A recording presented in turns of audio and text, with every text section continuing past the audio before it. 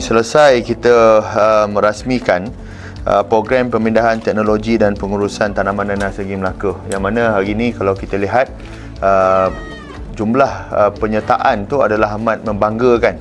Hampir dekat 100 orang, itu pun kita terpaksa tutup.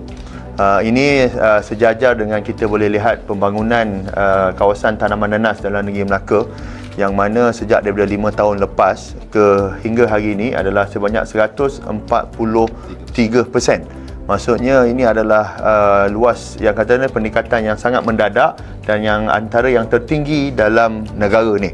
Jadi ini menunjukkan bahawa komitmen kerajaan negeri bersama dengan komitmen kerajaan pusat untuk membangunkan industri tanaman nanas ini adalah sangat-sangat serius, dan juga sangat-sangat kita rasakan bahawa ini adalah industri yang boleh kita majukan untuk kebaikan kepada rakyat.